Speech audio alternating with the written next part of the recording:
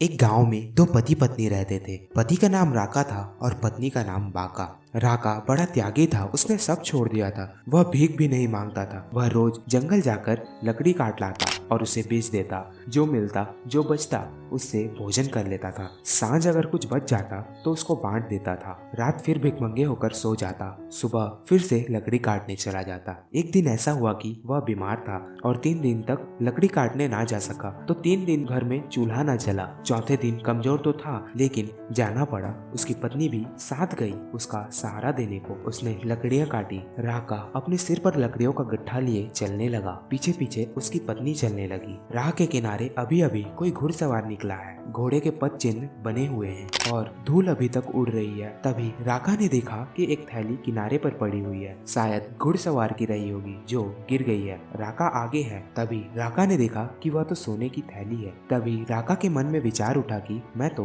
त्यागी हूँ, मैंने तो विजय पा ली। मेरे लिए तो धन मिट्टी है मगर पत्नी तो पत्नी है। कहीं उसके मन में ना आ जाए, कहीं उसके मन में लोभ ना आ जाए, कहीं सोचने ना लगे कि इसे रख ले, कभी यह काम आ जाएगी। अब 3 दिन भूखे रहना पड़ा। एक पैसा ना था। ऐसा सोचकर उसने जल्दी से सोने से भरी थैली पास के गड्ढे में सरकाकर उस पर मिट्टी डाल दी। वह मिट्टी डाल ही रहा था कि उसकी पत्नी आ गई। उसने पूछा क्या करते हो? तो राका ने तो कसम खाई थी कभी झूठ ना बोलने की। बड़ी मुश्किल में पड़ गया। वह डरने लगा कि यह पत्नी झंझट न करने लगे और कहे कि रख लो, हर्ज क्या है, भाग्य ने दी है, भगवान ने दी है, कहीं ऐसा न कहने लगे। मगर फिर झूठ भी ना बोल सका क्योंकि कसम जो खा ली थी। तो उसने मजबूरी में कहा कि मुझे क्षमा करना और कोई बात मत उठाना, सत्य कह देता हूँ, यह सोने की थैली पड़ी थी। यह सोचकर कि तेरा लोभ ना जाग जाए। मैं तो खैर लोभ का त्याग कर चुका हूँ मगर तेरा क्या भरोसा, तू स्त्री है, कमजोर हृदय की है, रागात्मक तेरी प्रवृत्ति है, तू कहीं उलझ न जाए, इसलिए तेरे को ध्यान में रखकर मैंने ये सोने की थैली मिट्टी में ढक दी और ऊपर से मिट्टी डाल ही रहा हूँ। राका की बात सुनकर उसकी पत्नी हंसने लगी। वह कहने लगी यह भी खूब रही, मिट्टी पर मिट्टी डालते तुम्हें शर्म नहीं आती और जरूर तुम्हारे भीतर कहीं लोभ बाकी है। जो तुम सोचते हो वह तुम्हारे भीतर कहीं छिपा होगा। जो तुम मुझ पर आरोपित करते हो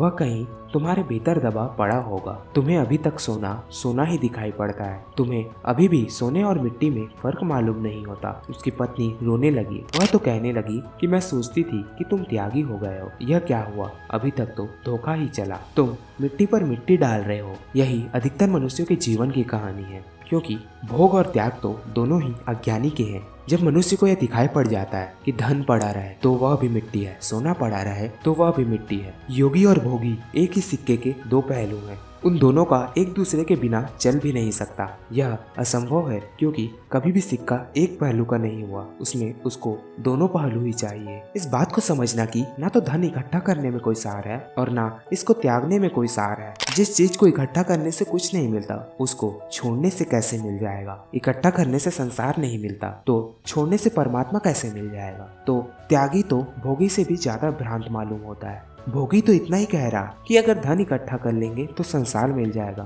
त्यागी उससे भी बड़े भ्रम में है। वह कह रहा है अगर धन छोड़ देंगे तो परमात्मा मिल जाएगा। लेकिन ऐसा लगता है कि धन से ही सब मिलता है, चाहे संसार हो या परमात्मा। वितराग पुरुष तो वही है जिसकी ना तो पकड़ अब भोग की है और ना योग की, जिसने जान लिया कि सब सपना है, अब भागना कहाँ है, ना भागना है ना भोगना है, अब तो जो हो उसे देखते रहना है, अब तो साक्षी भाव में जीना है। महल हो तो ठीक, झोपड़ी हो तो ठीक, सोना हो तो ठीक, मिट्टी हो तो भी ठीक, कुछ हो तो भी ठीक, कुछ ना हो तो भी ठीक, वही वितराग पुरुष होता है।